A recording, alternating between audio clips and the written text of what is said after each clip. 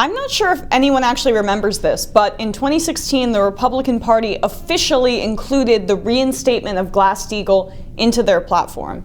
This was an effort to capitalize off of Trump's phony populism and Hillary Clinton's deep Wall Street ties and the widespread belief, a well-founded one in my opinion, that she was also corrupt. And it allowed the Republican Party as well to slam her husband, Bill Clinton, for doing away with Glass-Steagall during his tenure as President of the United States.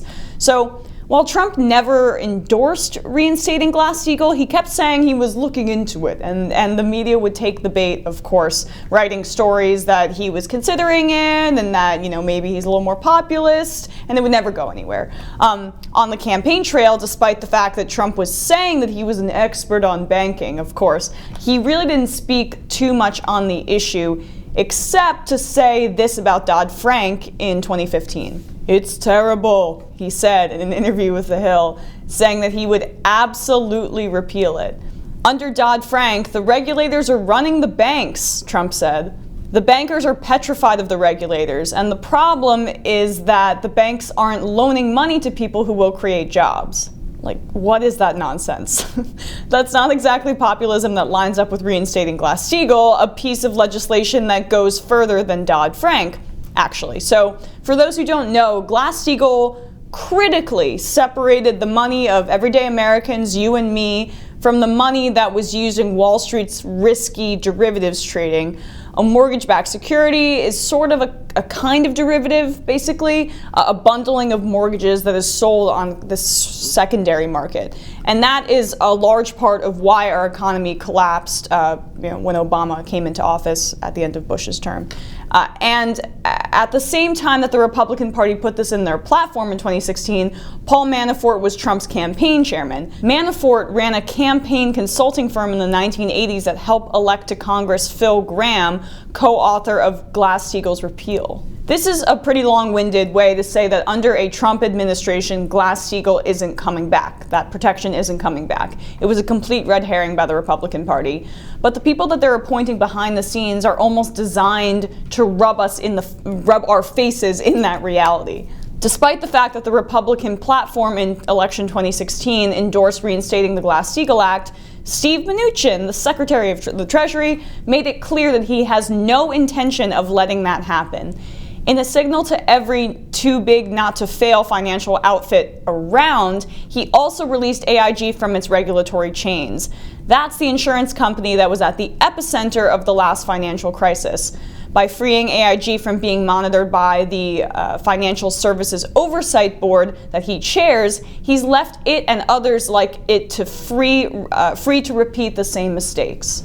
And Mnuchin himself was at the center of the economic crash. Elizabeth Warren actually, hilariously in my opinion, called him the Forrest Gump of the financial crisis, because not only did he spend 2 decades at Goldman Sachs because his daddy got him a job, he was an executive there too, brewing the kinds of conditioning that would lead to the crash, but his venture after that, One West Bank, was made famous for doing subprime mortgage dealings, the exact reason that the economy crashed, bundling horrible, faulty, risky mortgages into packages and cashing in on them for your own profit. It's just me. It's not about the client. It's me. Then, as I explained, those mortgages were traded with your money because of the repeal of Glass-Steagall under President Clinton, and the rest is history. Mnuchin was even dubbed the foreclosure king because of this. I hope you're proud of that title. And now Mnuchin has pushed forward his former colleague, the CEO of that predatory bank, One West, as the United States comptroller of the currency. He has never held office, political office, but now he has a major government position that seems par for the course under the Trump administration. In 2010, Otting, the new comptroller, was hired as CEO of One West, now owned by CIT Group. During his time there with Mnuchin, One West foreclosed on about 36,000 people and was faced with sweeping allegations of abusive foreclosure practices, for which it was fined $89 million. Otting received $10.5 million in an employment contract payout when he was terminated by CIT in 2015. That's our new comptroller. This is how corrupted our government has become under Drain the Swamp Trump. Mnuchin was nicknamed the foreclosure king. I'll repeat that, for his villainous work at One West Bank. And now the CEO, who did it alongside him, hand in hand, is quietly assuming a major government role. And that's not all. Since May 2017, the SEC has been run by Jay Clayton, a top Wall Street lawyer.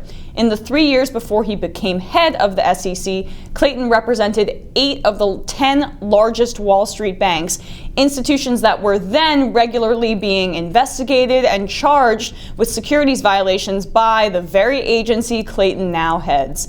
He and his wife happen to hold assets valued at between $12 million and $47 million in some of those very institutions. That's so coincidental. Clayton's main accomplishment so far has been to significantly reduce oversight activities. SEC penalties, for instance, fell by 15.5% to $3.5 billion during the first year of the Trump administration. The SEC also issued enforcement actions against only 62 public companies in 2017, a 33% decline from the previous year.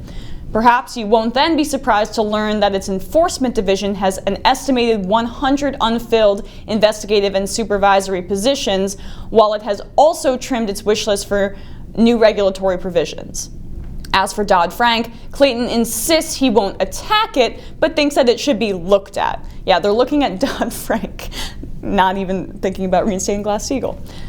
Do my fellow sports fans remember when the owner of the Houston Texans said that the players could have no say in how the ownership responds to the anthem protest because they couldn't have the inmates running the prisons? That was so racist. That guy is a major Trump donor, by the way. Well, I'd like to flip that analogy back to this situation, because that's our reality. We actually have the should-be inmates running the prisons. We have the criminals who cost Americans their money and their jobs regulating themselves and their friends. And you know what? Obama didn't prosecute one of those bankers, by the way.